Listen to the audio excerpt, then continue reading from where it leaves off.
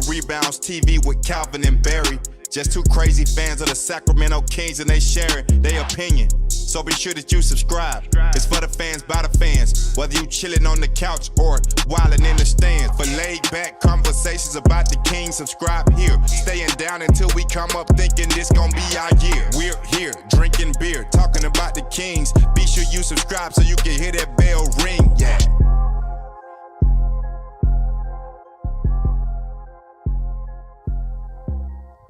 What's up, Kings fans? Welcome back to Royal Rebounds, the Sacramento Kings YouTube channel for fans by fans. Unfortunately, the Kings lose in a heartbreaker today to the Golden State Warriors, 126-125. The series is now tied 2-2 and headed back to Sacramento, but that's okay. We're here. We're giving you a shoulder to cry on. We're here for post-game live here on YouTube, also live on Twitter Spaces. So if you'd like to have your voice heard, you can hop up onto Twitter, request to come up on stage, and you can speak. I do have Calvin live with us on Twitter Spaces. He is currently still in Michigan on vacation, but Calvin, what is up? What is up, Barry? What's up, you guys? Looking forward to being back in the studio. I will be in studio for Game 5. Hopefully that will be a Kings win, and if that's the case, I apologize to everyone. I won't go on vacation anymore. That's what I like to hear. Shout out to all my Kings fans here on YouTube in the chat. Of course, my Royal family members, Gothan and Callum are here. Shout out to Mojo, Tom, D-Fox Collector, Sass, and JN. And hi, Mom. Good to see you. Welcome in, everybody. And yes, it was a heartbreaking loss to the Golden State Warriors. What's up, Jeff? Good to see you. But I got a lot of positives to take from this game, and I want to talk about those. But before we do that, Gilbert, good to see you. Calvin, give me your first thoughts on the loss tonight. Well, initially, like you said, it's heartbreaking. It's a disappointing loss. I mean, Game 3 was a disappointing loss for other reasons. This one, the Kings led by double digits for a portion of this game. They bunch of runs up, back and forth. It was a very tightly contested game the whole way.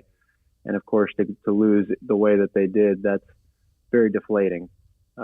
Especially, having to go back to Sacramento with a chance to be up 3-1. Now you're going back 2-2. It's a completely wide open series, and the first team to win a road game is going to win this series. That, to me, is what it comes down to here. But I got to be honest with everybody listening. I have been doing family stuff for the majority of the day. So while I was able to sit down and watch portions of this game, I was not as glued to the TV as I normally am for a Kings game. So I apologize when it comes to my analyzing of this game. But what I have to take away from this game is, Golden State has made a lot of really good adjustments since going back home. Of course, we knew they were going to play better at home. That's just the way that they are. That's the way most teams are, but I think Golden State is maybe a little bit more, having been up and down on the road and at home this season, they take advantage more so than maybe most teams do of playing in their home arena. But defensively, they're doing a lot of really nice things. The Kings scored a lot of points in this game, but they've made some really good adjustments against De'Aaron Fox. He was able to knock down a bunch of threes in that first half, but the shots kind of fell short as we got late into this game. Maybe he was a little bit tired. And I think the Kings were pulling the trigger a little bit quickly down the stretch. Not enough ball movement, not enough great late game execution. And the Warriors were able to get the plays and the shots that they needed. Klay Thompson was really big for them in that fourth quarter. And of course, this is going to be a physical series the rest of the way. So, whether the non-calls were a factor, whatever the case may be, it's been like that since Game 1, and that's something that both teams have had to adjust to as we go through the series. Yeah, I couldn't have said it better myself. It is a physical series. This is the first game back for Draymond Green after the suspension. We're definitely going to talk about him. But first, shout out to Bouncer, shout out to Sass, Progressive G, Tito, and Kings in 6. Good to see you all here in the chat. If it's your first time to the channel here, please smash up that like button. Please also consider hitting that subscribe button. We are live after every single Sacramento Kings game. Calvin, a lot of mistakes were made by both teams at the end of this game. We heard Doris Burke on the national broadcast saying, it looks like one of these teams has been here before and not the other.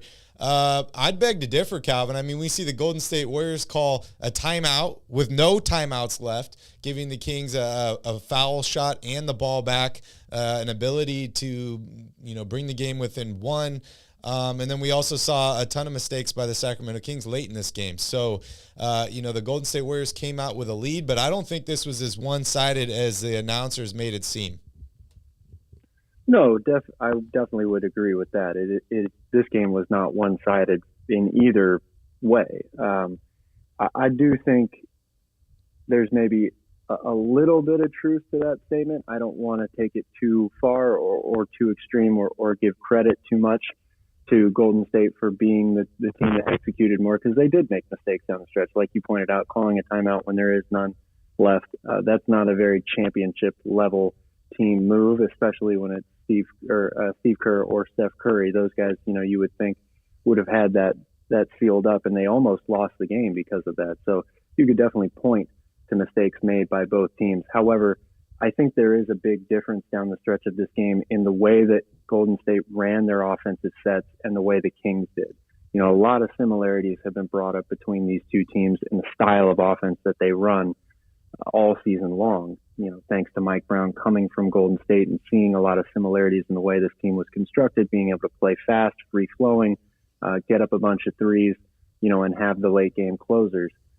Tonight, Golden State, when they ran their sets, they ran them to perfection.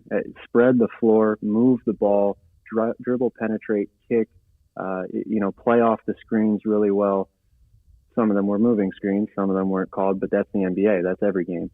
The Warriors got the job done. Sacramento, I thought, settled and relied too much. This is maybe one of the problems with, or not a problem, but just something that you can kind of get lulled into or sucked into when you have somebody like De'Aaron Fox, who has been so good in clutch time all season long. You fall accustomed, or you become accustomed to giving him the ball and saying, "Get us out of this hole. We're relying on you to carry us to the finish line." And you got to give him credit. He has done it many, many times this season. But this is a different animal. This is a 7-game playoff series. You're expending a lot more energy throughout the course of the game, leading up to the fourth quarter than you do in a regular season game. And I thought that tonight, Fox, Andrew Wiggins did a really great job on him. He had a couple of very key blocks there in the fourth quarter. Fox was not really able to get the same type of separation or types of shots that he's used to getting in those late game situations, and they did not move the ball well enough, in my opinion. You've got to make the adjustment and say, okay, if you're going to force De'Aaron to take the ball out of his hands, let him pass early and then run him off of the screen or something, trying to get him the ball relocated, a lot like they do Steph Curry. I mean, that's really what I took away there from the final couple of minutes.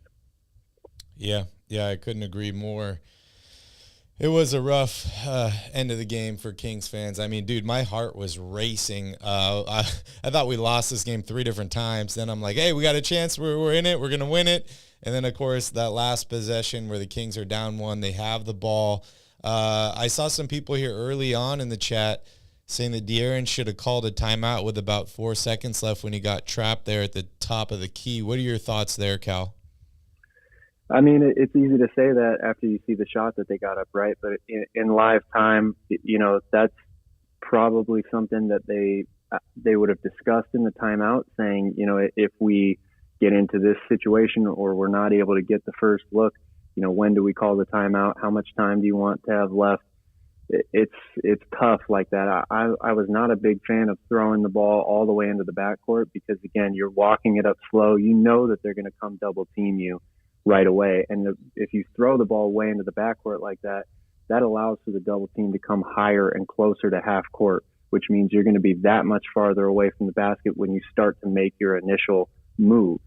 So I understand why you do that. You want there to be Fox to be able to get the ball cleanly and walk it up and kind of assess the situation. But with that little time on the clock, I just think you're playing into Golden State's hands a little bit for them being able to trap you close to half court, where at this point, there's already 7 or 6 seconds left because you've had to walk the ball up into the front court. So yeah. I didn't exactly like the move there. You still live with that shot by Harrison Barnes. I know he didn't shoot the ball well, but that's a capable shooter who's got a good look from three. Maybe it's not the ideal shot or the shot that they drew up in the timeout. And yes, you could easily say, well, they had that timeout, they could have used it, but you got a clean look. I just thought that maybe you shouldn't have thrown it that far into the backcourt, or Fox should have been a little bit more aggressive, trying to get more speed downhill so that initial trap wasn't as easy to stop the ball like that. Yeah, shout out to Dennis, to Lee, Tay, Tom, Mojo. Good for you guys to join in. Thank you so much. Calvin, I mean, I was okay with the last shot. Like you said, Harrison Barnes is not a bad three-point shooter. He was open. If that ball goes in, we're having a much different conversation here. Absolutely. But, you know, another reason I'm not super mad about that last shot is we saw multiple times towards the end of the game where Kings players tried to go at the basket. I'm talking about De'Aaron Fox, Domas Sabonis, Malik Monk, and they got stopped at the rim. The referees were not interested in making a call to change this game here. So you're either going to have to make the layup or you're turning the ball over. So I was okay with that last shot by Harrison Barnes. Of course, I wish it would have gone in, though. I definitely want to talk about, you know, where we're at here in this series. Heading to Golden State, you're the Sacramento Kings. You're up 2-0. You're feeling fantastic. A lot of people didn't have you winning a single game in this series. You're up 2-0. Now it's a little bit different story. You're heading back home, basically at 0-0 again. The Kings have been a good home team. The Warriors have not been good on the road. However, a much more experienced team in the Golden State Warriors, the reigning championship team, seems to make adjustments later on in series, and we've seen the adjustments they've made in the past two games, even without guys like Draymond Green. Kevon Looney has stepped up and played huge for them. So as we get closer and closer to this being a 1, 2, 3 game series, the Golden State Warriors could potentially have an edge. I definitely want to talk about that. But before we do that, I want to just dive here into the box score, go over some of the stats on the game. So real quick, Domas Sabonis, 37 minutes of action, 7 of 13 from the field, 14 points, 7 rebounds, and 8 assists in this game. Also had 4 personal fouls. Harrison Barnes, 3 of 11 from the field, 1 of 6 from three-point range, 9 points and 3 rebounds in 31 minutes of action. A little bit of a lackluster offensive performance for him tonight, but not for Keegan Murray. 9 of 13 from the field, 5 of 7 from three-point range, 23 points, 7 rebounds, and an assist in 33 minutes. He definitely stepped up big after struggling in the first 3 games of this series. De'Aaron Fox led all Kings players in minutes tonight, 40 minutes for him, 14 of 31 from the field, 4 of 11 from three-point range, 38 points, 9 rebounds, and 5 assists. Calvin, another game the Kings lose with De'Aaron being the leading scorer. I'm just going to point that out here. Kevin Huerter struggles in this game, only plays 21 minutes, 2 points, 3 rebounds and 2 assists, 1 of 4 from the field.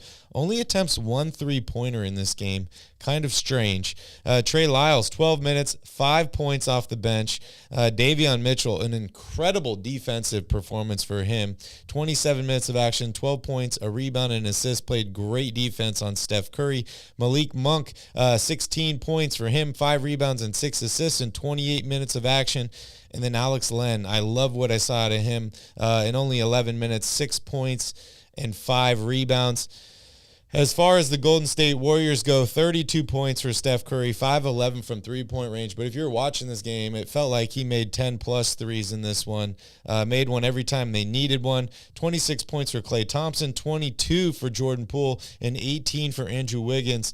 And Draymond Green comes off the bench in this game, 31 minutes off the bench, 12 points, 10 rebounds, 7 assists, 3 of 14 from the field.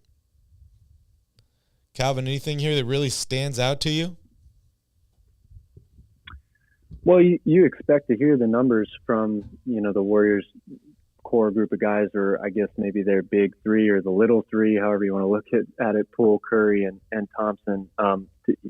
Steph Curry is Steph Curry. Davion is doing such a phenomenal job against him. Whether it's Fox or somebody else on him, they've done well in trying to limit him, or at least trying to make him take difficult shots. I mean, that one step back shot he threw up over Davion today, where it wasn't really even a shot. He just kind of threw the ball at the basket. That goes in. I mean, you can't really do anything about that. That's the greatest shot maker in NBA history, just making shots. So Steph will always get his numbers. It seems like to me, it's how do you find a way to limit the other guys? And it's easier said than done. But I said Klay Thompson was the key for the Warriors to me going into this series. And today he was a huge, huge factor in the second half, especially in the fourth quarter. Just too many times where he's able to slip free. It's tough to guard this offense, with all the movement and screens that they run and the way that they disguise those screens to be set up. And Klay Thompson's maybe the best catch and shoot player of all time, him or Ray Allen. But to me, you've got to be able to contest those threes better late in the games, at least make it difficult on him. And that's one of the X factors for me in this game. Yeah, Ryan here. Shout out to Ryan here in the chat. Ryan says, Calvin and Barry, why is Sabonis so hesitant?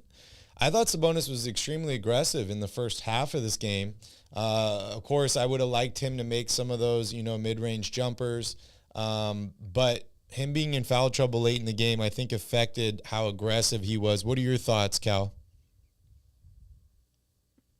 That's actually a great point to bring up because we've, over the course of the season, we've kind of had this discussion in little bits and pieces. When the Kings are struggling to score offensively, guys are either sagging off Sabonis, giving him that mid-range shot, or, he just is always looking to make a play for somebody else. And we've brought this point up about him being more aggressive. I think the Warriors have done an excellent job at defending him. And I say that for a couple of reasons. Number one, it helps to have a big man who is, pretty mobile, able to move his feet defensively, a guy that you can kind of rely on, to defend in the post against most guys. And Kevon Looney has done a great job. He's given a very good effort. Could Sabonis have gotten to the free throw line a bunch more in this series? Yes, you can definitely make that argument, but I don't think that it takes away much from what the Warriors are doing. In game one, they were doubling him pretty quickly, almost anywhere when he caught the ball on the floor. Since that game, they've kind of moved away from that because the idea is, okay, look, Sabonis is not going to look to score himself unless he catches the ball so deep in the paint that it just makes sense for him to go to the basket. When he gets the ball on the perimeter, he is only thinking to look to make plays for others. So the Warriors have said, forget it. We are not going to double him anywhere. Even when he's in the post, we're not going to send the double team right away because we know that he's looking at first to make another pass. And that's how this offense has gotten so good over the course of the season, by moving the ball from him being the trigger man, backdoor cuts, off-ball screens, all of that stuff. The Warriors are doing a good job of defending that away from the ball. And so Sabonis is, slow to get into his back down every time. I think he is a little bit too forceful. Sometimes we saw a couple of offensive fouls drawn by Looney today. He's kind of playing into their hands defensively, and it's forcing De'Aaron Fox to get the ball going as a playmaker himself a little bit earlier in the series. So, yes, you can say that Sabonis should be more aggressive, but I think the Warriors are also doing a really good job at taking away, you can argue, his best attribute, and that's making plays for others. Yeah, the Warriors are doing a great job making adjustments in the series, that's for sure. I love what I saw out of Sabonis early on in this game, going one-on-one against Looney inside. I thought he had a big advantage there, and the Kings did seem to go a little bit away from that. We saw a bunch of jacked-up threes late in this game. Of course, De'Aaron made one, which we were all happy about, right, because it cuts the lead to one. But I would have liked to see Sabonis get the ball inside a little bit more. But like you said, the Warriors are definitely making adjustments and trying to take that away. Scotty says only one free throw attempt for the Kings in the first half. Yeah, that was rough. That was really, really rough. But looking at the team stats here, Calvin, these teams play so similar. It's astonishing looking at the team stats here. The Kings shot 47% from the field. The Warriors shot 50% from the field. Both teams made 14 threes tonight. The free throw attempts, although they were really lopsided in the first half, the Kings did attempt 18 towards the end of this game in total, as opposed to 24 for the Golden State Warriors. Rebounds, dead tie at 44 each.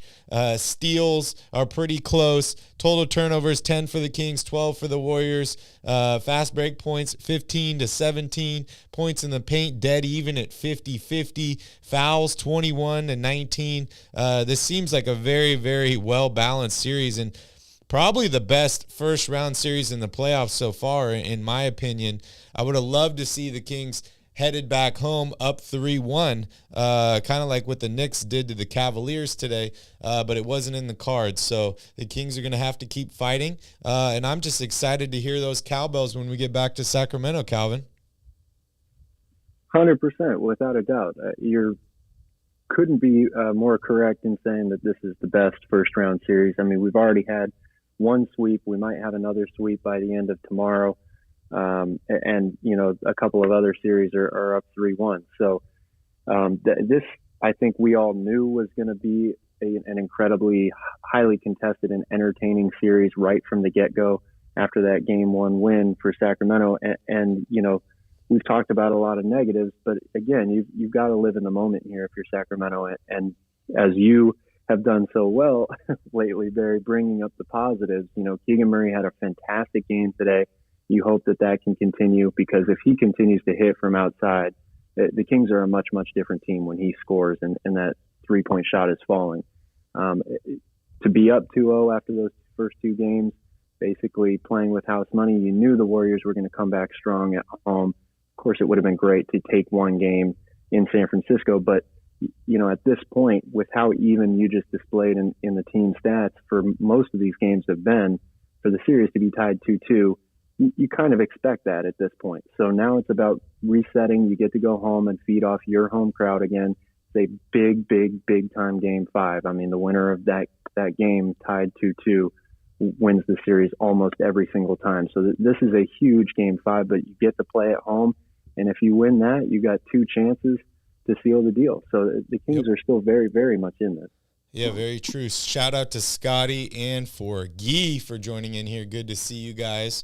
And Calvin, something you mentioned early in the podcast today, the first one to win a road game looks like they're going to be the winner. I beg to differ here, Calvin. The Kings can win just home games and take care of the series. So not that I'm saying I wish a Game 7 in Sacramento. However, the Kings have a chance here, multiple different ways to make it happen, but they need to win Game 5, in my opinion.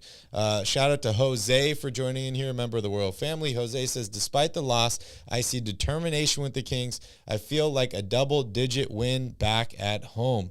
I would love to see that, Jose. I would absolutely love to see that. Calvin, it's time to talk about the D word, Draymond Green. Let's talk a little bit about Draymond. It's his first game back from the suspension.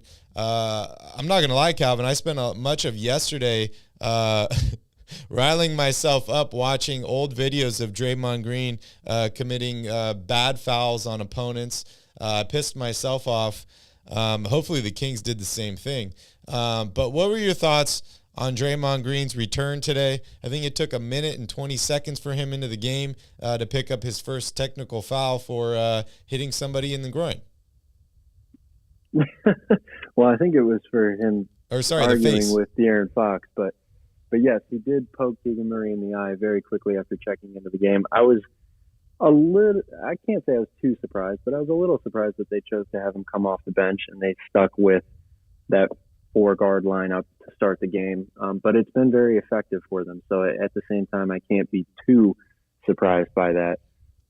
Look, nothing that Draymond is going to do at this point is going to surprise me. I don't think it should surprise anyone. That's just who he is. Even his own coaches and teammates at this point say that. So that's just who the guy is. I do think, Kings fans might not like me very much for this, but I do think he had a big impact on this game. They switched him on to Fox a lot in the second half. It wasn't perfect, but he gave them a different look, and he defended De'Aaron fairly well for somebody that, really shouldn't have much business guarding a guy that's that quick and that fast.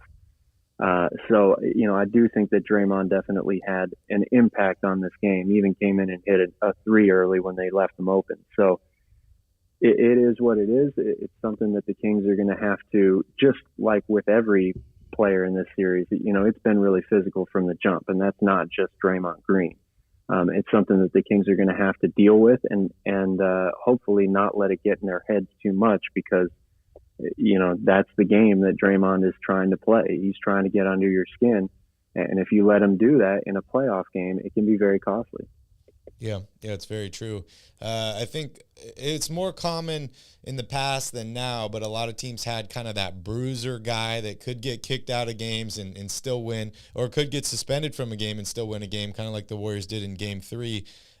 Do you see a guy like that on the Kings? Do you think the Kings are lacking a guy like that to go up against a Draymond Green? No, I don't. I mean, you can say that it's nice to have those guys, but look, I think you could ask anybody around the league at this point, would you want Draymond or Dylan Brooks on your team? And I think most people would say no, because of the ridiculous antics that they've displayed. And not just that, but their quality of play on the court doesn't match that same level. Draymond used to be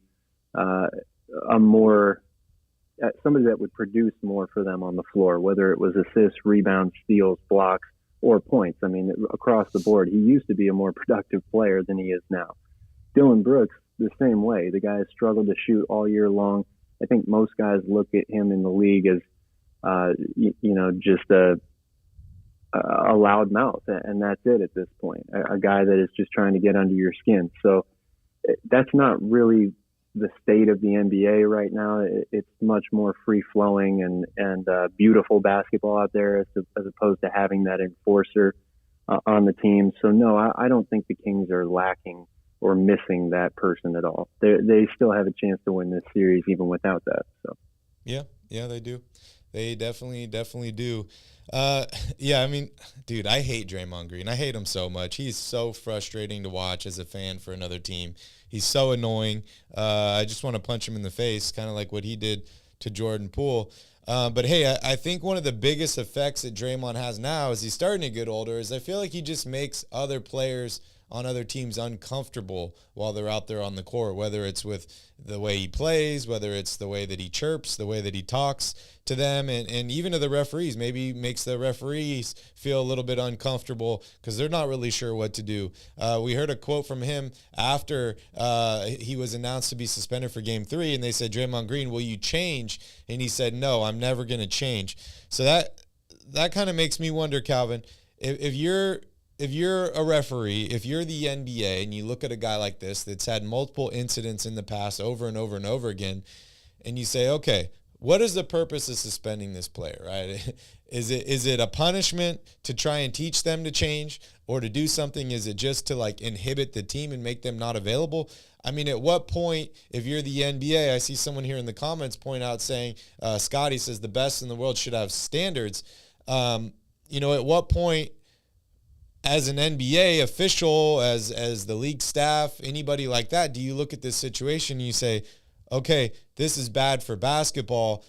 We could suspend him for a game or two, then he just comes back and does the same thing over and over again. Maybe that's his edge that he likes, but it negatively impacts everybody else around him. Any thoughts there, Calvin? Yeah, I mean, that's a tough discussion to have. I mean, depending on your vantage point, you're obviously going to feel differently about it.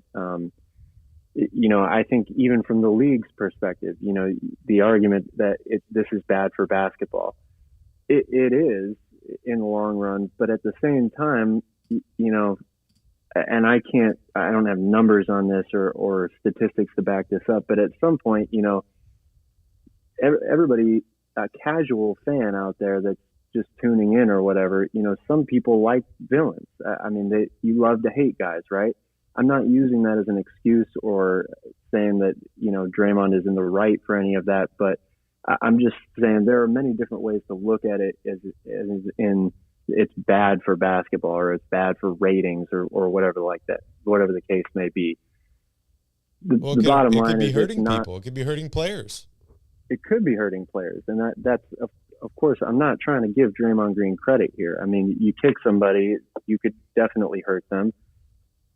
Playing a professional sport, you are putting yourself at being risk of hurting or getting injured every moment. So it's just a very difficult argument to have. Like, from the NBA's perspective, they should continue to suspend him when he does things like this and gets flagrant fouls and all that stuff. But, has he done enough to say that you got to be suspended for a year at this point?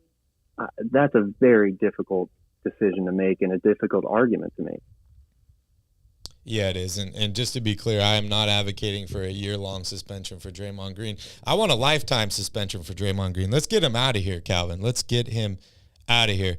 No, I'm just kidding. Let's move on here. I want to talk a little bit about Harrison Barnes. Only 9 points for him tonight. 1 of 6 from three-point range. Of course, he had the very last shot there. The shot looked pretty good, but it clanked off the back iron and out. Kings lose. Calvin, how are you feeling about HB? Because although he's one of the guys we consider one of the most consistent guys for the Kings in terms of effort, enthusiasm, what he brings to the table, his offensive output this year has been a little bit of a roller coaster. He's had great games. He's had not so great games. Obviously, 9 points is not really what you want to see out of your starting 3 or 4 in a playoff game, especially one that you lose by 1. And the shooting numbers don't help as well. 3 of 11 from the field, 1 of 6 from three-point range. You need guys to be much more efficient in the playoffs. Give me your thoughts on Harrison Barnes, and you have any words of advice for him moving forward? Well, I'm still high on Harrison Barnes.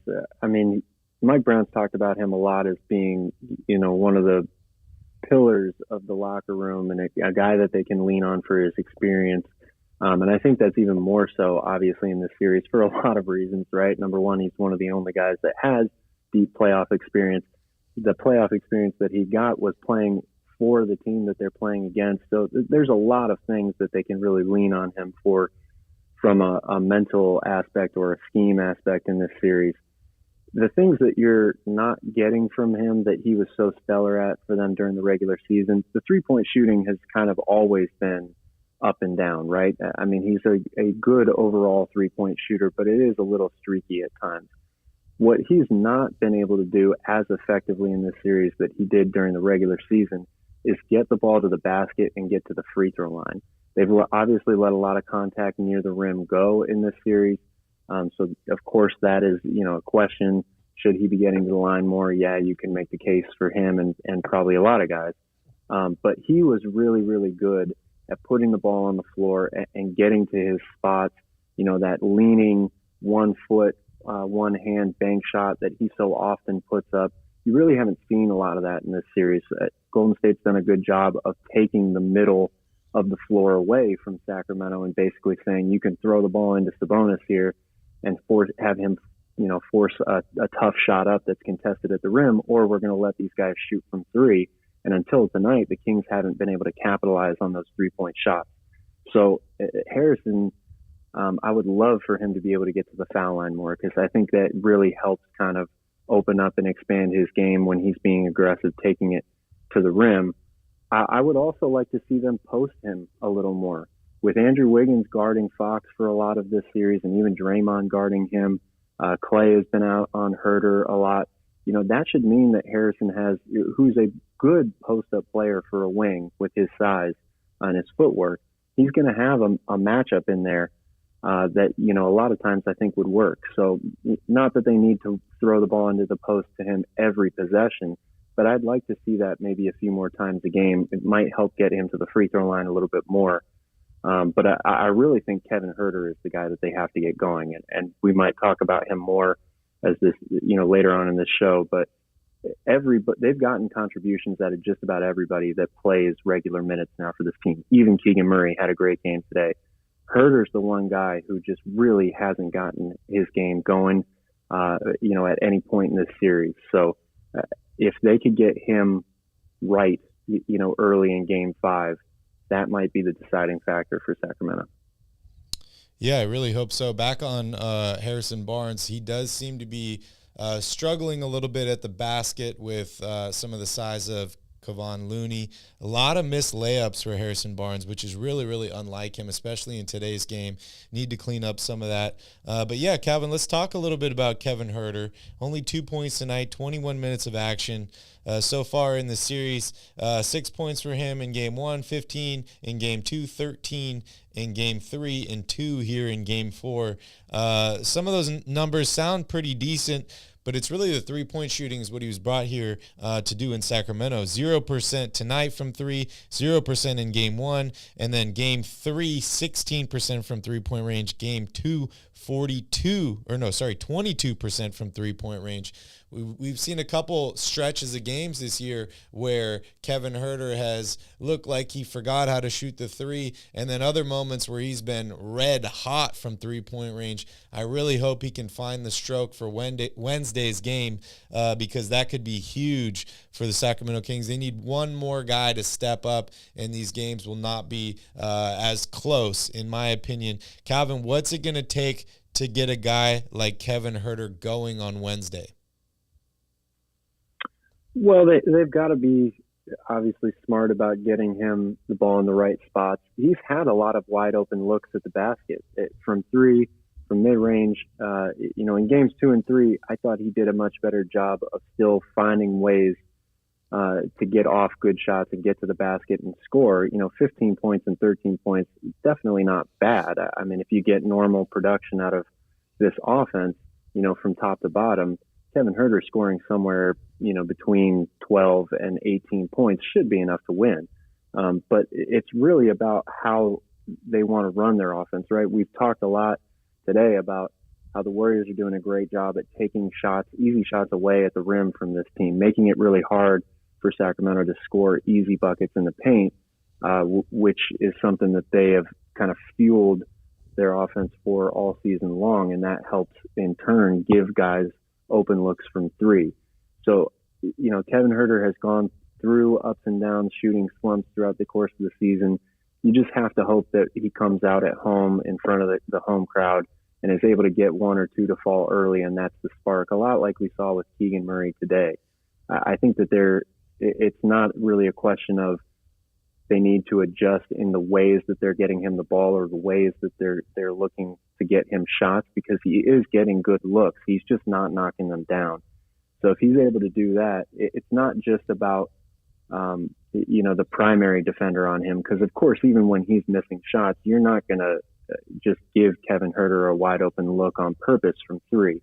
But it's about the secondary defender. When he comes off of that screen or he comes off the dribble handoff, if he's hit 2 or 3 in a row, that's going to force other guys to lock eyes on him, to move away from their defender, shade a little bit closer to him. That's when you're going to get the more open space, not only for other guys to get looks from three, but to penetrate and get backdoor cuts and easier shots at the rim. So it just has a kind of twofold or threefold effect on the way the whole court and offense opens up. You could see it in Golden State, down the stretch when they were running their offense tonight.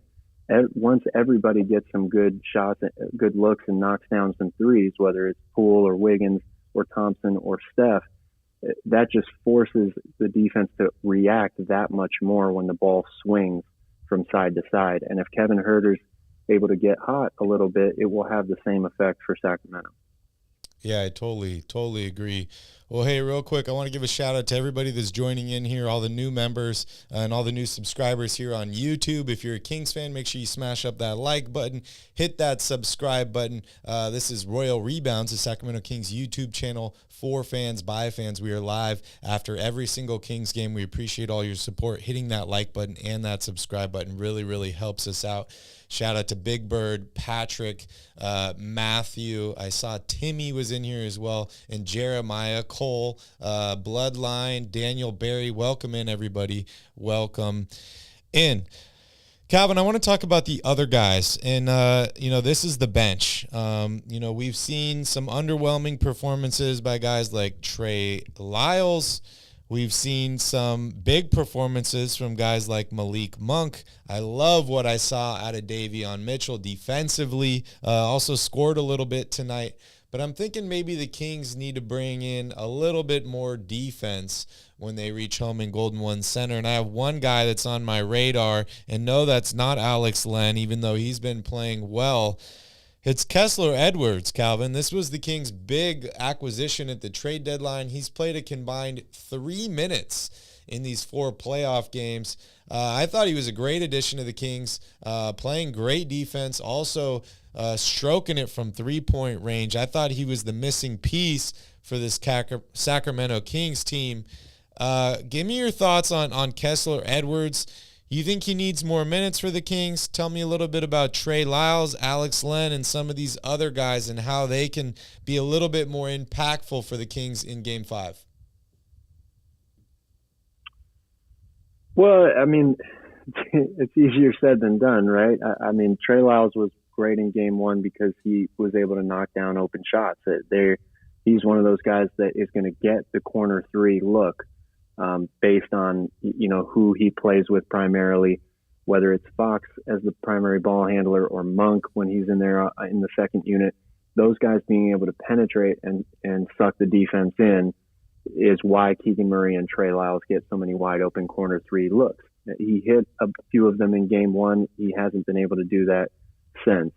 And Trey is also a guy that, during the course of the regular season has put the ball on the floor at times, made really good decisions with it.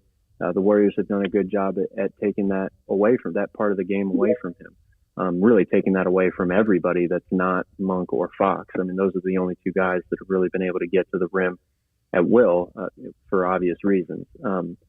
When it comes to Kessler Edwards, it's a really interesting debate to have because, yes, you would love to put a better wing defender out there on guys like Clay and Steph at times.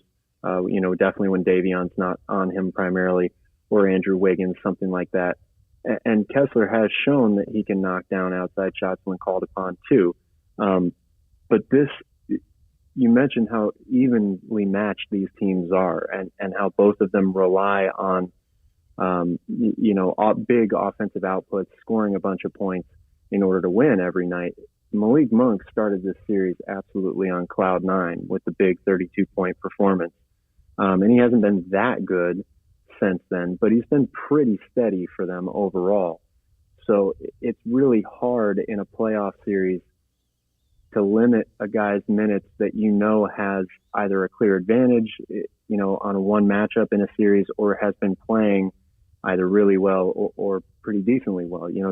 Typically your rotation shortens up a little bit in the playoffs. Your starters are playing more minutes. That doesn't leave a lot of room for the guys that come off the bench. So I think it's a really interesting debate to have because there are a lot of reasons where you would think Kessler could really have a big impact and help this team a lot. But the question is, how long do you give him? How much of a leash do you give him? If he goes out there and Clay hits a couple of threes right in his face, do you go away from it automatically? Do you give him a little bit more run? How long can you leave other guys like Davion and Malik on the bench? So it's a difficult question for Mike Brown to answer, I think. Yeah, it is a really difficult question. But honestly, if Kevin Huerter's continuing to struggle shooting the ball, I'm probably going to go with a different look, and maybe that will be Kessler Edwards. I did like the statement you made about maybe potentially having one of Kessler Edwards or Davion Mitchell out there at all times, maybe not in the starting lineup, but in terms of off the bench, and just stagger them to stay on Steph Curry because he's the guy that has really gotten going for the Golden State Warriors. And man, is it a heartbreaker when that guy hits a step back 3 on you from half court, from anywhere on the floor. It is absolutely ridiculous how good of a 3-point shooter Steph Curry is. I got Ty here up on stage. He's got his hand up. So let's go over to Ty and hear his thoughts on the game today. G'day. How are y'all doing? Good day, Ty.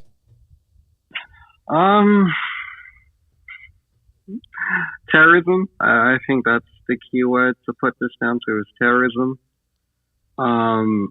we knew the Kings had a lot, well, I'd say a lack of experience when it comes to the playoffs.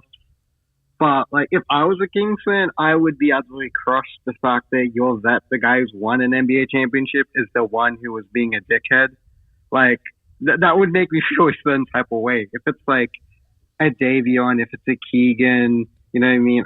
I can't say Kevin Otis since he's been to the playoffs before, but anyone who's not necessarily been to the playoffs, it makes sense. But the guy who has the most experience is the one who's, like, you know, making stupid decisions. Like, that would hurt.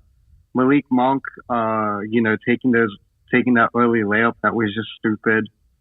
You know, De'Aaron passing it out of bounds. I think it was like 3 minutes left or something like that. Like, those type of things are going to bite you in the ass, as it did. Overall, I think the game was good. I enjoyed it as an NBA fan. Steph does what Steph does. It's as simple as that. There is no chance at really containing him in a sense. Like, you just have to pray. Clay had a good game. Looney and Draymond had a good game. Really just like their main six players all played well. I mean, Wiggins was okay for the Kings. I kind of agree. And I said this about Keegan, right? Which I'm glad he played well today. And this goes with anyone on the team. If you're not going to play aggressive and your name's not Sabonis or Fox, like, I personally would have no problem benching you. Like, I was like, if Keegan doesn't play well or if he doesn't be aggressive, bench him. He played aggressive. So now it's the same thing with Kevin Huerter. We can't continue to guarantee this guy a starting spot playoff time anyways if he's not going to be aggressive or just good in general. Like, he has not been good at all this entire playoffs. And really, his entire playoff career, he's not been a good playoff performer. I feel like Kessler should have played a bit since I heard you mentioning it. I don't mind the Alex 1 minute at all. I actually kind of like it because it just allows, you know, physicality, kind of sets the tempo. And it's like, if Alex Len gets in the foul trouble, cool. He's not going to play much anyways where that necessarily matters. But I would still be confident if I was you guys. It is 2-2. And I just checked with someone this. They said they were depressed. If the series continues to go the way it is, where the home team wins their home games, the Kings are going to win this. They have home court advantage. Golden State can't win on the road. So instead of it being, I think I said 6, Kings in 6, it'll be Kings in 7. Ty, so, I find it pretty interesting that you call out De'Aaron Fox for a turnover with 3 minutes left, and you call out Harrison Barnes for that shot at the end. Yet you praise Steph Curry, the guy that has the most experience in this entire series, probably the best player in this entire series, calls a timeout with no timeouts left, gives the Kings a foul shot and possession and a chance to win the basketball game.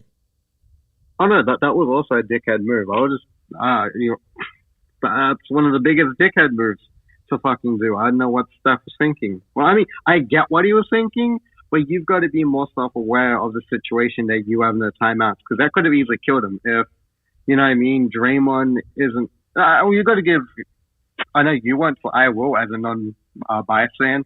I'll give a lot of credit to Draymond for being an intelligent defender, for like shading Fox and pretty much cutting off, you know, any type of lane to move where he has to pass to the Harrison Barnes. You know what I mean? That's a high IQ defender right there, and it shows the experience. But, you know, if Draymond's not there, or if it goes a bit differently, like, they could have easily won because Steph Curry made it, you know, just had a brain fart. So, one more thing. Just Sabonis. Sabonis got to be more aggressive. Like, I'm starting to get sick of it, of this guy not being aggressive. Like, I get it, you're hurt. This comes down more to the roster construction, that there is no other shot creators outside of Fox and Monk, like, consistently. So then I'm looking at my big man, please attack, please do something. And he's like kind of making it 4-on-5 at times. Kyle, you got any comments there for Ty? No, I think that's a valid statement. I mean, making it 4-on-5 is maybe a little bit of an exaggeration. I know you weren't, you know, totally meaning that, but I do agree. You know, what I said earlier in the show about how the way the Warriors are playing him is really, really great. They know that he's going to be constantly looking to make that play for somebody else first before himself. So they're not throwing the double team at him right away because he's too good at picking those apart. You can't immediately send somebody as soon as he touches the ball. You have to make him guess and make him think, when is it coming? Where is it coming from? I still haven't seen it. I'm looking for somebody to cut. No one is moving. And by that point, you know, he's been backing somebody down for 2 or 3 seconds. And then finally he goes into his move. It just kind of plays into their hands. So I do think he could get the ball and be much, much quicker at going to his first move aggressively to score as opposed to looking for somebody else. And you know, Looney and the Warriors have done a good job on him. But yeah, I think the tie is spot on there. Awesome. I want to say one last thing before we move on, and that's to Game 5. And that's just, if you were to flip these situations over and De'Aaron Fox was the one that called that that timeout at the end of the game with no timeouts left, he would have been grilled. You would have been hearing about it all week long on ESPN about how the Kings are not a good basketball team, how De'Aaron Fox is holding them back. I don't think you're going to hear about it once on ESPN. So, you know, superstars get their treatment, I guess, and De'Aaron Fox needs to prove himself, I guess. But, hey, let's talk about Game 5, Calvin. I see some people here in the chat saying Game 5 is a must-win for the Kings. I think I agree with them. Give me your thoughts. Oh, absolutely. It's a must-win for both teams. I mean, the team that wins Game 5 tied in a 2-2 series, you know, I don't have the numbers in front of me, but it's like 90% of the time, basically, that they go on to win the series. So it's absolutely a must-win. But, you know, we brought this up after Game 3. Really every game for the Kings in the playoffs is a must-win. I mean, that's just how it's going to be treated for them. No matter how many games they win, even if they went up 3-1 today, people would still be on ESPN tomorrow saying, oh, don't count the Warriors out, their championship experience, blah, blah, blah, they're going to get through there. It would be the Kings. It's a must-win for the Kings because they have to close the series out, and they can't afford to give Golden State any momentum going back to San Francisco for a Game 6. So, yes, it is 100% a must-win Game 5. Yeah, I think if Golden State wins, if they win Game 5, they're going to win the series in 6 games. If the Kings win Game 5, it could still go 7. But yes, we're talking about two different teams in very different life cycles of their teams, right? The Kings are a team that hasn't proven anything really. They're young. They're still on their way up versus the Warriors are fighting like hell to maintain themselves on top of the mountain, which we know is also as equally as hard or even harder.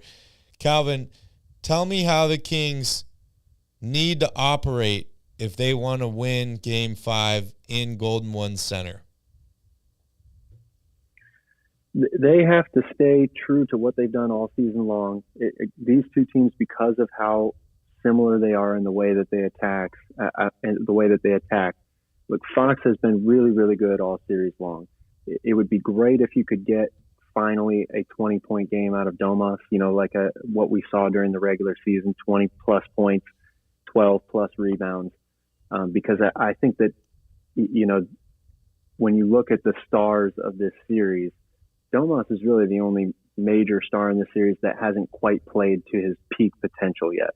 So if you're able to get that finally out of him, have him be a little more aggressive early in the game, a lot like they did tonight, but just to continue to do that. And I think the way that he's got to attack has to be different as well. It can't be, you know, if you're in the post and you're waiting for the double team to come, it can't be 4, 5, 6 dribbles before you make that first move. You have to be quicker. You have to be more deliberate about it. And when you catch the ball in the middle of the floor in space, Domas is a very physical player, and that's a good thing most of the time. But he cannot lead with that shoulder. The Warriors are too disciplined defensively. Looney will take a charge on that every single time. If he catches the ball with even a little bit of space, just go up over him with a nice left-hand hook shot or a pump fake, something like that. He's got to be more decisive and more deliberate in the way he looks for his looks to get his points. As far as the rest of them go, you're going to need a good performance from the bench. That goes without saying. It doesn't have to be Malik Monk, you know, leading the way scoring, but it's got to be a balanced attack, and you're going to have to get production from 2 to 3 of those guys. And then you need the 3-point shooting to continue, and you absolutely have to buckle down on the glass. They did a much better job of that today, limiting the Warriors' offensive rebounds. That's one of the biggest stats in this series, is who controls the glass, who's better and more hungry for the offensive rebounds. That's going to go a long way to winning. Yeah. Shout out to Marcus and PK here for joining in the chat. But Calvin, I couldn't agree more in the Sabonis subject. I don't think we've really seen Sabonis, rise to the top here in this series. Yes, he's very important. Yes, he's battled inside, and he's spent a ton of energy battling with guys like I'm blanking right now, Draymond Green or Kevon Looney. But I'm looking here at the stats for the series. Free throws is what really stands out to me, Calvin. He shot 50% from the free throw line in Game 1, 66% in Game 2, 50% in Game 3, and 0% today in Game 4. He needs to be more aggressive. He needs to get more calls, and he needs to make his free throws. And the last thing I'd really add on there is they're giving him a ton of wide open mid-range shots. He's got to make those shots. He's got to convert those baskets, bring the defender out a little bit, and create some more room for De'Aaron Fox inside and some of the other guys cutting to the basket, which would help Sabonis in the assist department and setting up some of his teammates. But I would like to see him be a little bit more aggressive. I mean, I could say that in every game, right? I want him to be more aggressive. Keep the shoulder up. Don't be pushing off people, but be more aggressive. Fight inside. I love what he brings to this team. I always want more Sabonis. No, that's a great point. He could definitely try to make them pay a little bit more on that mid-range jump shot, and that is going to have more than one effect, right? Because when you come out to guard that, that's when if the last line of defense, whoever it is, Draymond or Looney, is the one guarding Sabonis, if they have to come further away from the basket to defend even a jump shot from Domas, that opens up passing lanes, and that's something that the Warriors have done a good job at taking away. So I think that's a very good point. Another thing that the Kings could make an adjustment with is actually running screens for Domas. He oftentimes is out there either in dribble handoff or pick and roll far away from the basket. If you run that action off of him and then have another guy come to screen his man so that he can roll to the basket, that might be a way to get him an easy look and force a few more defensive switches, which could open up another look for somebody else. So that might be an adjustment that Mike Brown could make as well. Yeah, definitely. And not saying that Sabonis and Draymond Green are the same player, because they're much different players, but both of these guys like to set up their teammates. Early on in this Golden State dynasty, Draymond Green wasn't making shots. As soon as he was able to make that mid-range or that three consistently, it really opened up a lot of things for the Golden State Warriors, and they became a much, much better basketball team. I think Sabonis could do the same thing for the Sacramento Kings here if he starts making some shots. Calvin, I know you got to get going here, so I want to wrap it up. But real quick, give me a prediction for Wednesday's game in Golden One Center. Well, I know people aren't too happy with me right now because I predicted the Warriors would win in a tight game here in Game 4. But don't worry, I am going to kind of even things out a little bit. I think the Kings come back and win Game 5. This series has been a lot of fun to watch, a lot of really close games. I think it will be another closer game. I don't see a double-digit win for the Kings here, but I do see them winning Game 5 at home. I think Fox and Sabonis are going to play really, really well. The bench, I think, will play better in front of the home crowd. Lyles and Monk will both be on their games. Davion has been so good for them in this series, even though he doesn't score a ton. I think he'll have a little bit better game offensively as well. I'd like to see Herter get going as well. And then Keegan. We really haven't talked about Keegan much today, but he was so good for them tonight. And that could be a huge momentum swing for the Kings if his confidence stays high and he's able to hit another 4 or 5 threes in Game 5. I think they win 124-117. I like it.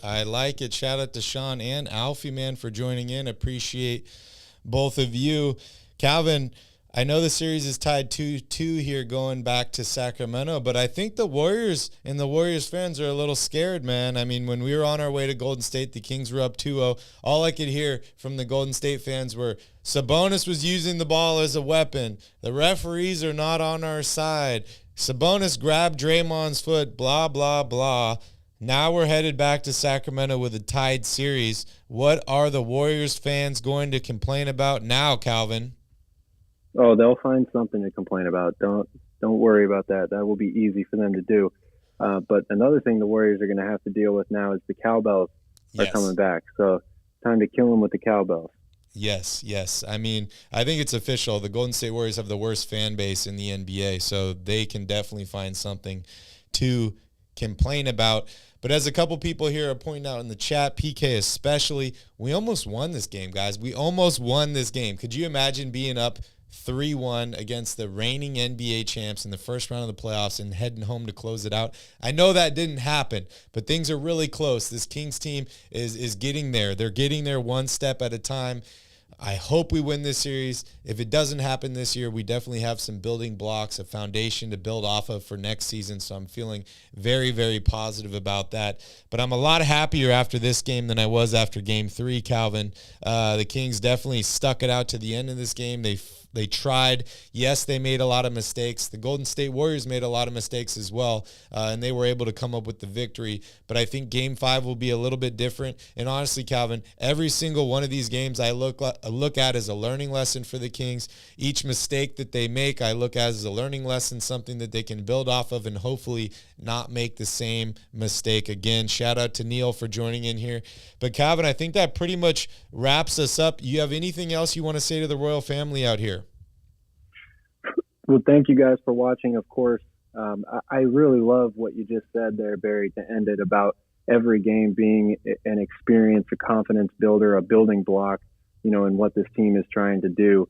If the Kings were to come out and get swept in this series, the people like us that follow the team closely and, watch most of the games, we wouldn't really listen to too much of the outside noise about how they weren't ready and, it's a fluke and all this stuff.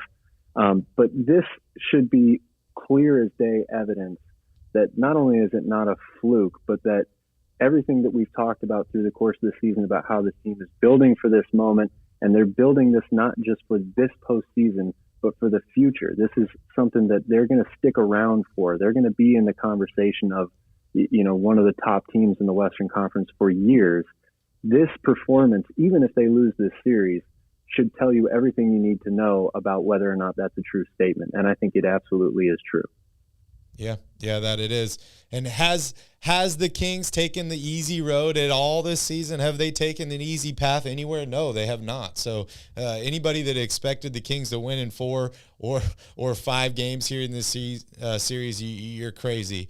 But hey, another test for the Kings on Wednesday. I'm excited. We'll definitely be here live on YouTube and on Twitter Spaces to break down the entire game. Calvin will be live with me back here in the studio. Thank you guys so much for watching. If you're a Kings fan, make sure you smash up that like button, hit that subscribe button. We'll see you all on Wednesday. Have a good one. Go Kings.